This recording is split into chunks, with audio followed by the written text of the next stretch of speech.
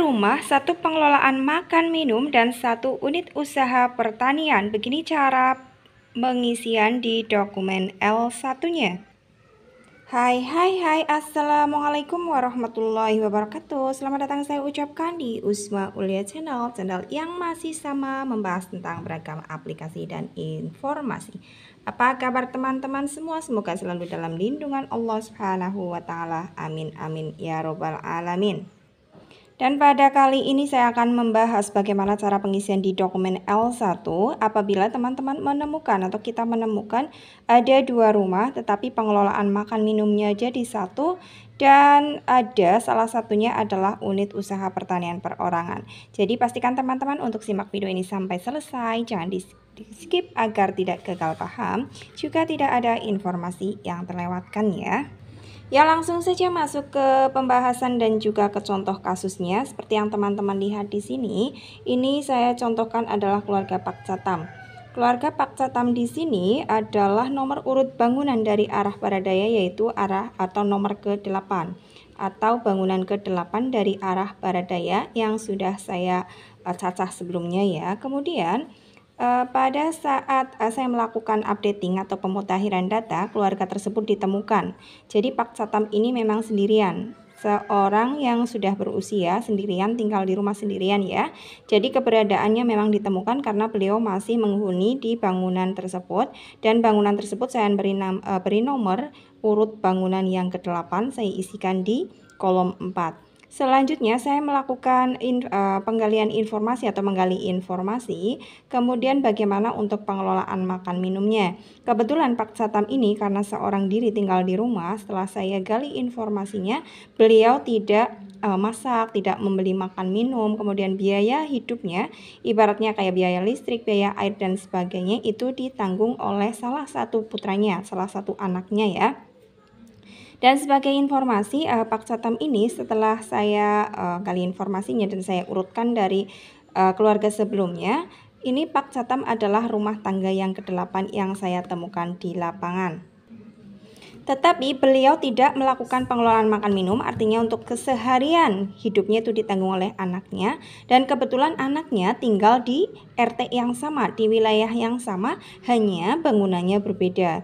Kemudian saya tuliskan di sini nomor urut rumah tangganya adalah rumah tangga yang ke-8, dan saya identifikasi kakak atau KRT-nya, beliau hanya sebagai kepala keluarga saja, tetapi bukan sebagai kepala rumah tangga ya, karena rumah tangga atau yang membiayai kehidupannya adalah anaknya yang memang tinggal di bangunan yang berbeda. Maka dari itu saya tanyakan nama anaknya, nama kepala keluarga dari anak tersebut yang menanggung pembiayaan hidup pada pembiayaan kebutuhan sehari-hari Pak Catam itu siapa? Beliau menjawab adalah Darisun. Jadi saya tuliskan di sini Darisun. Dan selanjutnya pengisian di kolom 10 sampai dengan kolom 19 itu teman-teman bisa lihat tidak ada isian ya atau blank. Kenapa? Karena sudah jelas rambu-rambunya di atas. Kolom 6, jika kolom 6 terisi 1 atau 2 atau 3 dan seterusnya, maka perlu diisikan untuk kolom 10 sampai dengan kolom 19. Tetapi untuk kolom 6, isian bagi keluarga Pak Catam adalah 0, yang artinya untuk kolom 10 sampai dengan kolom 19 tidak perlu lagi ada isian.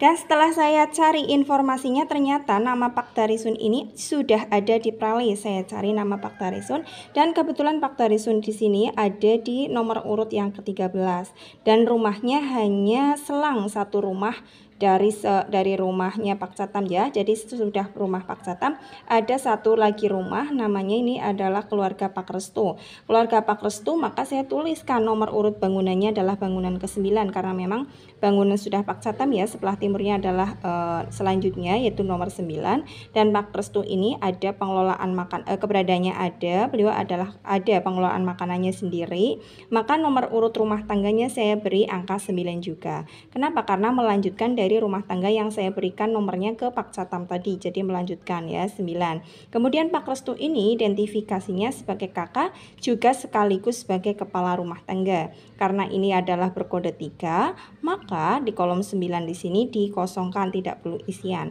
Selanjutnya karena ada kode 1 di kolom 6, maka saya gali informasi lebih lanjut untuk keluarga Pak Restu ini untuk mengisi di kolom 10 sampai dengan kolom selanjutnya ya.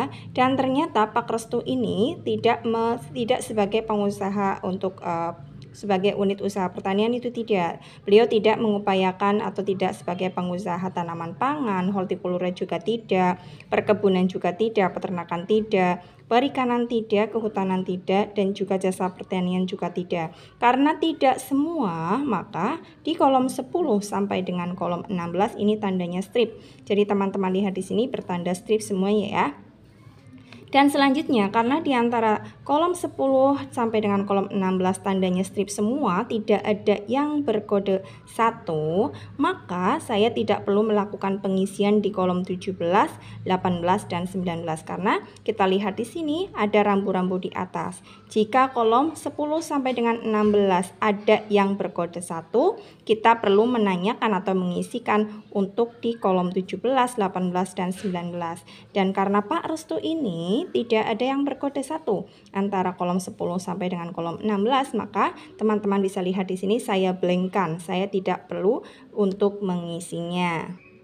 Selanjutnya geser ke satu bangunan lagi sesudah Pak Restu ya. Dan sebagai informasi, karena Pak Restu bukan unit usaha pertanian perorangan, saya tidak perlu melakukan pencacahan di dokumen L2. Dan untuk Pak Catam sebenarnya beliau adalah pelaku usaha pertanian perorangan. Tetapi karena beliau sudah tergabung menjadi anggota rumah tangga dari Pak Darisun, maka saya belum melakukan pendataan lebih lengkap. Saya datangi dulu keluarga Pak Darisun ya. Kemudian saya beri nomor bangunannya adalah nomor 10. Jadi teman-teman lihat di sini antara Pak Catam dan Pak Darisun nomor bangunannya berbeda. Beliau ada, keberadaannya ada keluarga tersebut, saya kode 1 untuk di kolom 5. Kolom 6 ada pengelolaan makan minum dan beliau juga memang menanggung untuk biaya makan minum keluarga Pak Catam tersebut ya. Jadi ini di Pak Darisun di kolom 6 berkode 1 sedangkan Pak Catam berkode 0. Kemudian nomor urut rumah tangganya, karena rumah tangga Pak Darisun sudah adalah bagian dari keluarga jadi Pak Catam dan Pak Darisun ini, dua keluarga ini membentuk atau tergabung menjadi satu rumah tangga. Sehingga nomor urut rumah tangganya saya tuliskan sama angkanya antara keluarga Pak Catam juga keluarga Pak Darisun, sama-sama 8. Jadi teman-teman lihat ya. Selanjutnya untuk isian di kolom 8-nya ini, Pak Darisun kan sebagai kakak juga sekaligus sebagai kepala rumah tangga, maka berkode 3. Karena ini berkode 3, isian di kolom 9-nya kosong. Dan yang saya tanyakan untuk mengisikan di kolom 10 sampai dengan kolom 19, karena ini perlu diisi. Kenapa? Karena di kolom 6 ada isian kode 1-nya. Maka ditanyakan, tapi yang untuk menanyakan di kolom 10 sampai dengan kolom 16 ini sudah mencakup dari keluarga Pak Catam. Jadi keluarga Pak Catam kan sudah tergabung dalam rumah tangganya Pak Darisun. Jadi ini Pak Catam sudah termasuk di sini. Apakah mungkin Pak Catam atau Pak Darisun mengupayakan tanaman pangan? Jawabannya iya. Sebenarnya pelakunya hanya satu, yaitu Pak Catam saja. Kemudian hortikultura tidak, perkebunan iya, peternakan iya, perikanan iya, kemudian kehutanan juga iya, jasa pertanian tidak. Karena ada beberapa yang berkode 1 antara kolom 10 dengan kolom 16, saya tanyakan subsektor utamanya yang mana? Beliau menjawab adalah yang tanaman pangan, maka saya kode 1. Kemudian saya isikan di kolom 18 ini 1 karena pelaku unit usaha pertanian perorangan baik untuk keluarga Pak Catam dan keluarga Pak Darisun hanya satu orang saja, yaitu Pak Catam. Kenapa Pak Catam dimasukkan di sini? Karena Pak Catam sudah tergabung dalam rumah tangganya Pak Darisun. Selanjutnya saya isikan nomor urut rumah tangga pertanian di sini. Saya temukan adalah nomor urut rumah tangga yang ke-6. Dan sebagai gambaran ini adalah peta dari wilayah tersebut ya. Ini nomor 1, 2 dan keluarga Pak Catam tinggal di nomor urut bangunan ini ke-8. Ini tadi ke-9 adalah rumahnya Pak Restu dan yang ke-10 adalah rumahnya Pak Darisun. Tetapi yang sebagai pelaku usaha unit pertanian adalah Pak Catam, maka saat saya melakukan tagging dengan Wilkerstat yaitu saat berada di rumahnya Pak Catam. Jadi pada saat di rumahnya Pak Catam saya melakukan tagging karena pelaku unit usaha pertanian perorangnya adalah Pak Catam dan Pak Catam tersebut sudah tergabung ke dalam rumah tangganya Pak Darisun. Dan untuk dokumen L2-nya teman-teman bisa lihat di sini ya. Ini memang adalah saya mohon maaf untuk kecamatan dan kelurahannya saya hapus terlebih dahulu. Dan banyaknya anggota rumah tangga ini teman-teman lihat di 0109 terlebih dahulu, nama kepala rumah tangga yaitu Pak Darisun ya, karena saya sampaikan tadi Pak Catam sudah masuk menjadi anggota rumah tangganya Pak Darisun. Kemudian ID landmark jangan lupa untuk diisikan. Saya tanyakan informasinya untuk pengisian luas bangunan dan juga luas tanah yang ditinggali. Kemudian saya juga menanyakan anggota rumah tangganya itu siapa saja. Jadi anggota rumah tangga di sini yang harus teman-teman tuliskan dari anggota rumah tangga si kepala rumah tangga terlebih dahulu. Jadi nomor urut 1 harus adalah Pak Darisun sebagai kepala rumah tangga. Kemudian di sini teman-teman lihat Pak Darisun, kemudian ke bawahnya adalah istrinya, ada anaknya, kemudian baru keluarga Pak Catam. Pak Catam kebetulan adalah sendirian ya, ini di bawahnya. Jadi untuk kode di sini nanti berurutan dari yang angka kecil sampai yang besar. Ini bisa teman melihat 1, 2, 3, 3, 7 seperti itu ya. Selanjutnya untuk jenis kelamin menyesuaikan, umur juga menyesuaikan, dan pengisian ini teman-teman pahami rambu-rambunya. Ini diisikan jika anggota rumah tangga tersebut sama dengan atau lebih dari 5 tahun. Jadi batasnya adalah 5 tahun. Dan selanjutnya untuk pengisian di kolom 208 sampai dengan di kolom 211 ini ada rambu-rambunya diisikan untuk anggota rumah tangga yang umurnya lebih dari sama dengan 10 tahun di sini ya. Dan ini juga ada rambu-rambu lagi, status perkawinannya harus diisikan semua. Kemudian untuk kegiatannya harus diisikan semua. Bekerja, satu bekerja, dua tidak, dan bekerja. Ini Pak Catam ya.